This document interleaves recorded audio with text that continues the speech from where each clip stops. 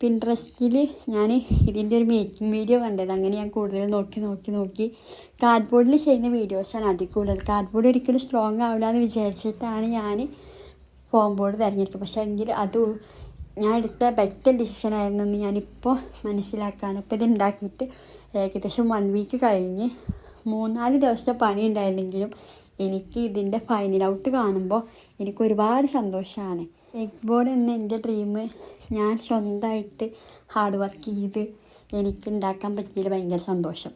ഞാൻ ഓരോ സംഭവങ്ങളായിട്ട് ഇങ്ങനെ കൂട്ടി വെച്ച് എല്ലാം കൂടി ഒരുമിച്ച് ഒരു സംഭവം ഉണ്ടാക്കാൻ വേണ്ടിയിട്ട് അതിൽ എഫേർട്ട് എടുത്ത് ചെയ്തപ്പോൾ ഞാൻ വിചാരിക്കുന്നതിന് കൂടുതൽ ഔട്ട് കിട്ടിയപ്പോൾ എനിക്ക് ഭയങ്കര സന്തോഷം.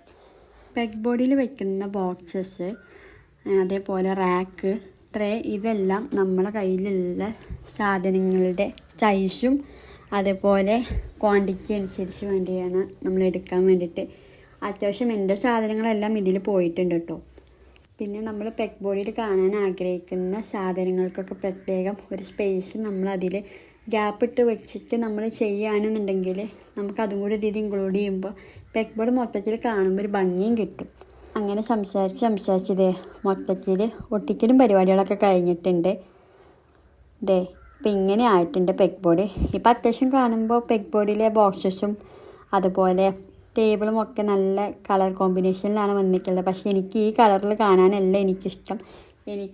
ഞാൻ പിൻട്രസ്റ്റിൽ റെഫറൻസിൽ കണ്ട പോലെ കംപ്ലീറ്റ് വൈറ്റ് ആയിട്ടുള്ള പെഗ് ബോർഡാണ് എനിക്കിഷ്ടം. അപ്പം ഞാനിത് ഇനി പെയിൻറ്റ് ചെയ്ത് കംപ്ലീറ്റ് വൈറ്റ് ആക്കാൻ പോവാണ്. അതിന് മുന്നേ ഞാൻ മാസ്കിംഗ് ടേപ്പ് യൂസ് ചെയ്ത് ഞാൻ ബോക്സസിൽ കട്ട് ചെയ്ത ഭാഗങ്ങളിലൊക്കെ ഒട്ടിച്ചു കൊടുക്കുന്നുണ്ട്. ഇനി പെയിൻറ്റ് കൊടുക്കുമ്പോൾ പെയിൻറ്റിലെ നനവ് തട്ടി ബോക്സസിനോ റാക്കിനൊന്നും പ്രശ്നം വരാണ്ടിരിക്കാൻ വേണ്ടിയിട്ട് കട്ട് ചെയ്ത എല്ലാ ഭാഗത്തും ഞാൻ നല്ലപോലെ മാസ്കിംഗ് ടേപ്പ് കവർ ചെയ്ത് ഒട്ടിച്ചിട്ടുണ്ട്. എന്നിട്ട് പെയിൻറ്റ് കൊടുക്കാനായിട്ട് സ്റ്റാർട്ട് ചെയ്യണേ.